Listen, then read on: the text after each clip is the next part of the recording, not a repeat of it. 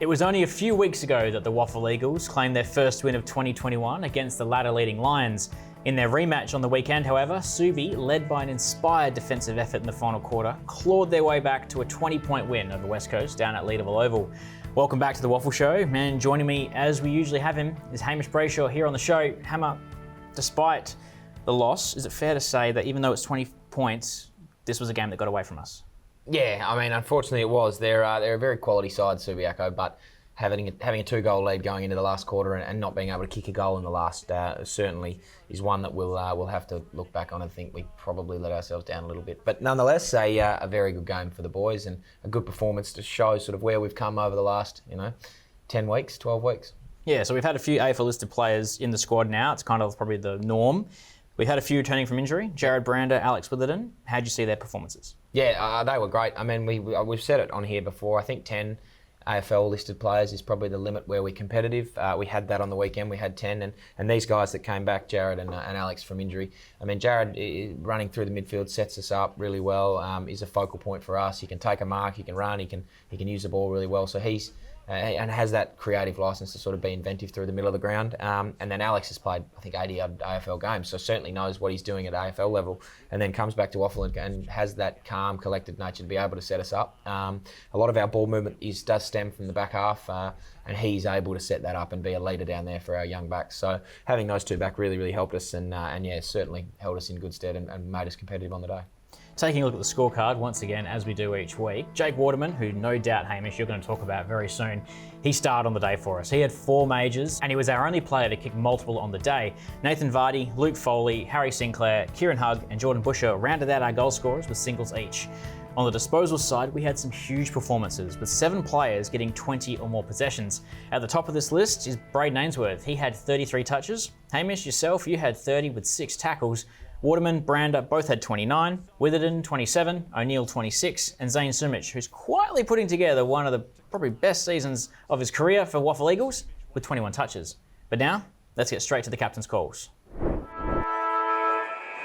First up, Hamish, we've got to probably talk about the performance of the day, and probably one of the performances we're going to see from the entire WAFL League this year is Jake Waterman. Yeah, certainly.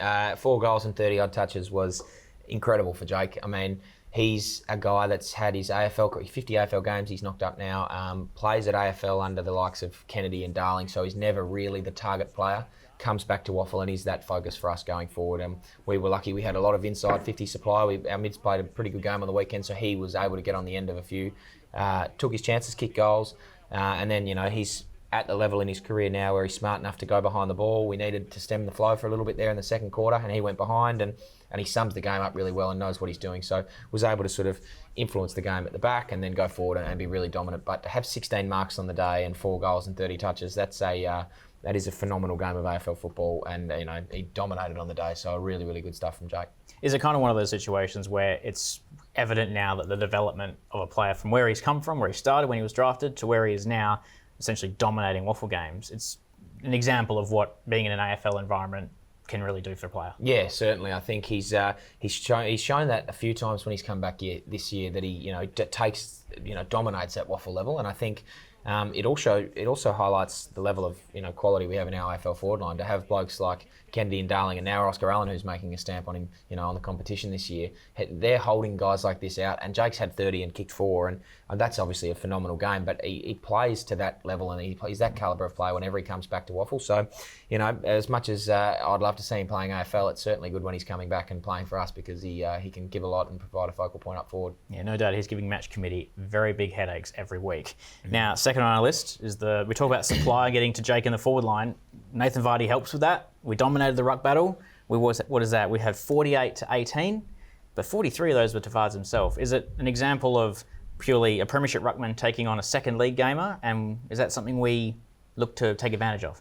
Yeah, well, I mean, I didn't even know that we were going to have that situation going into the game. I think Lachlan Delahunty's their normal ruckman. He's won a Sandover medal and a premiership player, but he, unfortunately, I believe, is quarantining coming back from Adelaide, so unlucky there. But no, Nathan obviously took advantage of the fact that he was playing a bloke playing his second league game. He is a premiership ruckman. He's been doing it for a long time and knows what he's doing. But it's one thing to say you've got a premiership ruckman versus second league gamer. It's another thing to go out and put that dominance to the fore. So he did and gave our mids really good look, which helped our ball movement going forward. So he was massive for us on the day. And our final captain's call was going to be a player that we've only had for a short period of time in the WAFL team, but losing him probably was a big impact, but for one of the best reasons possible. Getting his AFL debut, Connor West. How does his loss affect the team? Yeah, well, I mean, we didn't have him for half the season as it is anyway, so, we had to learn to adjust around that. Westy, great, tremendous stuff getting his AFL debut and really showed that the WAFL form that he has produced held him in good stead for his, against Adelaide on the weekend. For us, it meant shuffling a few things around in the midfield. I mean, he's been such a big focal point for us and Mark Hutchings as well, who was the travelling emergency. So, I got a little bit more time on ball. Guys like Joey Deegan was playing a little bit more on ball. Xavier O'Neill had to step up and show some leadership in there. Jared Brander got through there. So there were guys that don't normally get as much time in that had to, given the limited numbers that we had in there. But I think it was a really good performance for those guys who had to step up and show that they can hold their own in there, and did against one of the best midfields in the WAFL. So very, very good to see him playing AFL, and I don't think we're going to get him back this week. But no, he was great, and we just have to step up around him. Yeah, look, congrats to Connor, and no doubt he's keeping his spot potentially. Simo really liked his performance, but you mentioned earlier on, players stepping up, holding their own. We've got another player to talk about, and that's Zane Sumich, and dropped the hammer. Hamish Sumer probably had one of the toughest matchups on the day, taking on Subi's most dangerous forward. Tell us a bit about that. Yeah, well, I mean, we've spoken about Sumer a fair bit on this on the show here, but no, he's a player that has come in and he's a ready-made guy. He's strong, he's big, and he's adapted to the level of competition very, very well. But to hold Ben Sokol, who is Subi's most dangerous forward and one of the most dangerous forwards in the comp, to only one goal and have 21 touches and 9 marks of your own, really shows the level that he's sort of gotten to. I think Sokol kicked 6 on us last time, and we've held him to 1. So he was massive. He was not only playing on him, but rolling off and intercept marking and being able to set that ball movement up for himself and for the team. Just showed where he's at. I mean, he's strong. He takes marks. He can tackle. He can kick. He can run. And he's a very, very well-rounded player. And it shows the development that he's had through our WAFL system. And I think you're only going to get better things from him for the rest of the year. No doubt myself, I cannot wait to see what Zane's progression and career development is from here. Now, before we wrap up here, we'll have some important information about our live stream and coverage of the upcoming game against the Royals. The game itself will take place at Leederville Oval this Saturday at 2:10 p.m. But unfortunately, because our AFL clash with the Saints has been moved to 2:35 on the same day, our live stream unfortunately can no longer go ahead. We'll have a complete wrap for you next week here on the WAFL Show and on the website, so come back and check that out. But if you want to see the live WAFL action, make sure you get to Leedy Oval this Saturday. See you there. See ya.